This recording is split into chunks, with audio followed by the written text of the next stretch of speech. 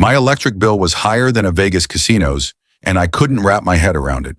I lived alone in a modest house.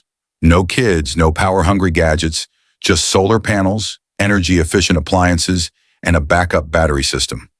So why was I footing the bill for a rock concert? That question nodded at me until I glanced at the outdoor power line tucked behind some shrubs on the side of my house.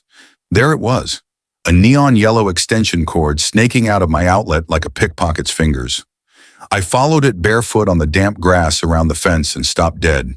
There stood Linda, the HOA president, in a floppy sun hat and a garish floral robe, sipping iced tea while her industrial fan and space heater hummed on her patio, plugged into my electricity.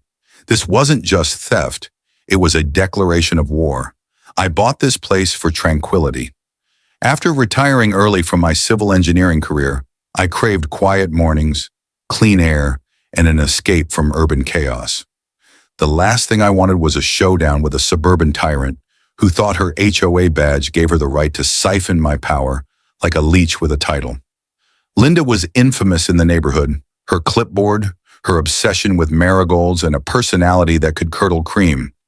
She ran the HOA like a thief, inventing rules to find people for crooked mailboxes or unfestive wreaths. I'd kept my head down, paid my dues, and stayed off her radar. Until now, instead of storming over, I played it smart. I unscrewed the outlet cover, checked the wiring, and confirmed my suspicions. The breaker was tripping from constant overuse. My smart meter app showed daily power spikes between 1 p.m. and 5:00 p.m., prime time for Linda's patio tanning sessions. So I did what any rational, nonviolent guy would do when faced with an HOA dictator. I bought a motion-activated trail camera, hid it in a decorative birdhouse by the outlet, and waited. The footage over the next 3 days was a mix of comedy and rage fuel. Linda would sash over in some hideous workout outfit, plug in her cord like she owned my yard, and strut back, texting with one hand, clutching a smoothie in the other. On day 3, she even shouted to her husband, "Don't worry, we've got plenty of juice for the blender now." A blender. She was making margaritas on my dime. I wasn't just Maddie was floored by her nerve.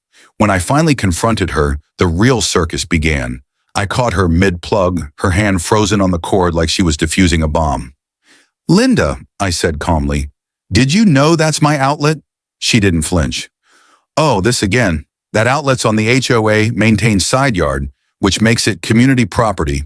The board voted to allow utility sharing for outdoor events." I blinked, stunned. "A vote?" She smirked. "Unofficial, but I'm president, so it's valid. I told her to stop or I'd call the city." She laughed, muttering, "You should thank me for using your wasted space," and sauntered off. That's when I knew she learned the hard way. What Linda didn't know, what even most electricians wouldn't notice without studying the property schematics, was that the outlet wasn't standard. The previous owner, a sustainable systems buff, had rewired it years ago during a septic system upgrade. It was tied to the same auxiliary line as the septic tank's aeration motor, part of an advanced eco. Setup I'd kept running with custom automation. Normally, the line was dormant, but heavy power draws could overload a backflow fail-safe, releasing pressure into an overflow pipe that, thanks to Linda's unpermitted landscaping project last year, now ran right under her backyard. It was almost poetic.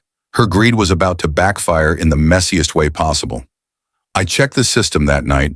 The load stress was in the red. Linda's cords weren't just spiking my bill. They were pushing the septic system's pressure valves to the brink. One more big pull, and the whole loop would erupt. Instead of shutting it down, I tweaked the safety limit to barely hold, adding a digital timer. Linda had plugged herself into a ticking disaster.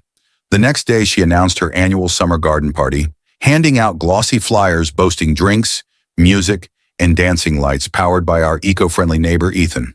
I hadn't agreed to jack, but I said nothing. I prepped the septic monitor, calibrated the sensors, and settled into my porch rocking chair with a cold drink, phone charged to record the chaos. By 2 p.m., her party was in full swing. The yellow cord was taped across the grass, feeding a tangle of splitters, powering fans, lanterns, and a margarita machine. Linda's guests twirled under fairy lights, oblivious to the countdown on my app. 1 hour until pressure failure. I could stop it with a tap, But I didn't. Linda had chosen her path. All I did was watch the numbers tick down, waiting for her smug grin to morph into a scream. The neighborhood buzzed with excitement. Linda's galas were rare, and she'd gone all out rented speakers, a local guitarist, even a fog machine for ambience. From my porch, I sipped lemonade, phone recording, feeling like I was watching a heist where the thief didn't know they were robbing themselves. Linda strutted like royalty, barking orders at HOA lackey, desperate to stay in her favor. The cord from my outlet looked like it was powering a small stadium. A kid ran by with a slushie, followed by a woman swatting mosquitoes like she was in a horror flick. I smiled. With 38 minutes left, the septic pressure hit critical. The fail-safe valve activated once, but couldn't reset with the constant drain from Linda's setup now, including a karaoke machine. Linda took the mic, crowing about her energy-efficient event and thanking Ethan while glancing at my porch. I waved, smirking. At 22 minutes, the system spiked again, flashing red. Linda's husband flipped on the fog machine, and I nearly choked on my drink. Guests danced to a butchered Sweet Caroline, oblivious to the faint hum of the aeration pump. A sound only I knew meant trouble. At 15 minutes, the system texted me, "Secondary containment breach in 13 minutes." If input sustained, my thumb hovered over the disable button. I could end it, but this wasn't revenge. Was physics teaching a lesson? Linda had mocked me, stolen from me, laughed in my face. At 7 minutes, kids did cartwheels.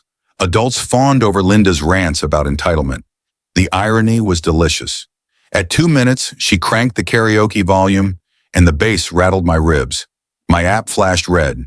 0. A gurgle broke the party's rhythm like a drain choking under pressure. It came from a metal cap near a party table. Guests glanced down, confused. Then a brownish-gray jet sprayed across the tablecloth, soaking linens and hors d'oeuvres. Screams erupted. A second burst, stronger, hit Linda's prized roses in her koi pond, turning it to sludge. The stench hit like a tidal wave.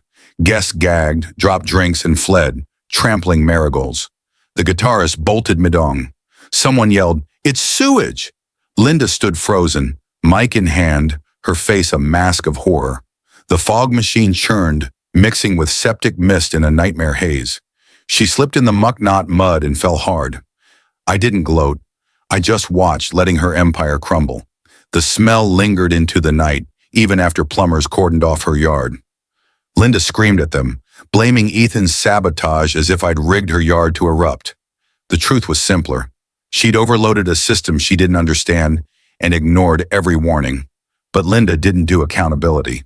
By morning, an HOA violation notice was taped to my door, accusing me of creating an environmental hazard and threatening a $5,000 fine. It was so absurd I nearly laughed. But she was serious, spinning a cover-up with me as the villain. The next days were a circus.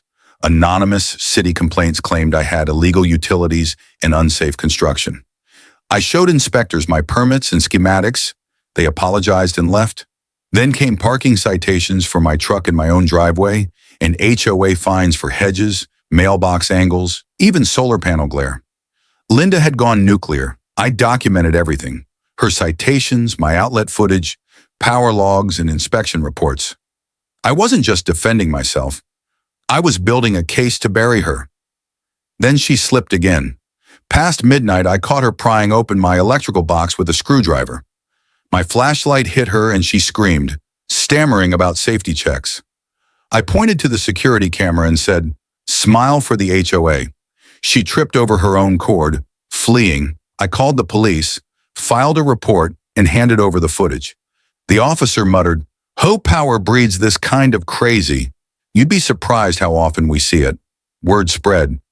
Neighbors shared their own Linda horror stories, fines for fake rules, secret meetings, misused HOA funds for her lawn. Her septic fiasco had cracked her throne, and people were done cowering. She fought back with flyers titled "The Truth About the Septic Scandal," painting herself as a victim of my dangerous utilities. But someone posted my footage online showing her stealing power and bragging at the gala. Comments exploded. "She's the thief. Isn't that illegal?" Neighbors posted more evidence, her plugging in elsewhere.